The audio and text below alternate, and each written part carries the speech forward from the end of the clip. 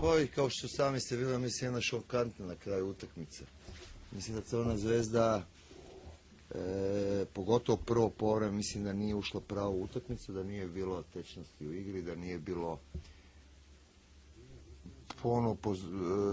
da dominiramo, baš ono da dominiramo. Mi jesmo imali loptu, ali sve to bilo stihijski, tako da možda smo imali jednu šansu, možda jednu polušansu u prvom povremenu, tako da nije to izgledalo kako treba. Evo.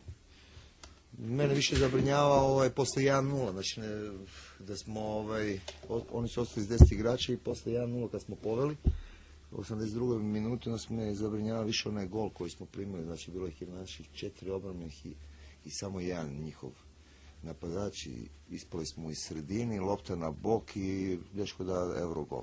Znači to me više zabrinjava. Ovo posle toga je ipak Klasaja Borhe koji je na kraju, to je 90. minuti, dao jedan baš čudesan gol i tako da je Crvena Zvezda na kraju prošla. Znam da je teško dominirati, pogotovo na ovakvom terenu, gdje je, mogu reći, Mladost su igrala stvarno jako dobro, što se tiče i borbeno, stajali su odlično na terenu i tako da mi na kraju smo imali dosta problema da bi dobro. Na kraju moram biti zadovoljan sa prolazom, možda ne sa igrom. Pa ništa, ja ću jako kratko. Prvo želim da čestitam ekipi Crvene Zvezde i njihovom šefu Robertu Prostinečkom na prolasku dalje. Neko će reći da smo se igrali jako defanzivno, ali mi smo igrali onako kako se mora protiv Crvene Zvezde. Jednostavno, oni su tim koji dominiraju i sa jačim ekipama nego što smo mi. Mi se okrećemo dalje. Naravno, imamo mnogo važnijih stvari. Imamo prvenstvenu utakmicu u nedjelju, jako bitnu. Ovo moramo što pre da zaboravimo, ali ovo je iz iskustva, znam, igrao sam fudbal, da je ovo jako šokantno po fudbalere mladosti. Primiti golove uz gol, u stvari, ja ne znam da li je bila nadoknada vremena, tako nešto, treba se vratiti iz svega toga. Za kraj, još jednom čestitam Crvenoj Zvezdi na prolasku dalje. Pa ne znam da li ne funkcioniš, ali izgleda tako, jer si u pravu, jel? Ja ti samo mogu reći da ja imam 25 igrača i mislim da svih 25 igrača u jednom trenutku bi mogli igrati. Znači u ovom trenutku se pokazalo da su oni pridonali na kraju tu pobjedu. Jel?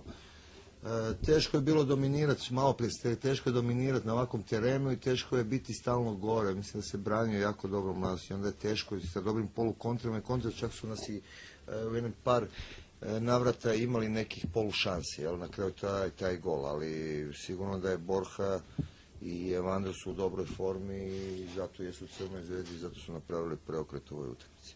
First of all, give thanks and glory to the Almighty God for whatever He has done for me, personally, Liadi, and for the great team, Zvezda.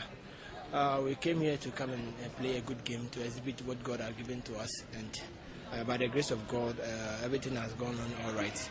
We won by 2-0. The other side was very good. They did what they could to win, but the better side carries the day. I congratulate them for whatever they have done. They've shown that they are not joking, but they are working very hard. I thank the fans for everything they've done for the two sides. They supported the two sides very well, so I'm very, very happy today. Još jednom se pokazalo da nema protivnika koga možete pobediti lako. Mi smo stvarno shvatili najozbiljnije ovu utakmicu i mislim da smo dobro ušli u utakmicu, ali smo imali taj problem kako doći do gola, kako probiti taj njihov bunker. Oni su nešto vrebali iz kontre. Nismo iskoristili šanse koje smo imali u početku, onda bi utakmica bila malo lakše. Kad promašite šanse, onda i protivnik dobije krila i eto, vidjeli ste, posle uđe u jednu tešku i dramatičnu utakmicu. Na svu sreću dali smo golove, pogotovo Borha dao Eurogol u zadnjem minutu i zadovoljan sam jer smo prošli dalje. Da, jako bitna ova nedelja nam je možda i najbitnija, to smo već pričali, pobedili smo Borac, danas smo pobedili Mladost i ostaje da krunišemo ovu nedelju sa dobrom igrom i pobedom u Kuli. To nam je prioritet, odmah se okrećemo ka Kuli.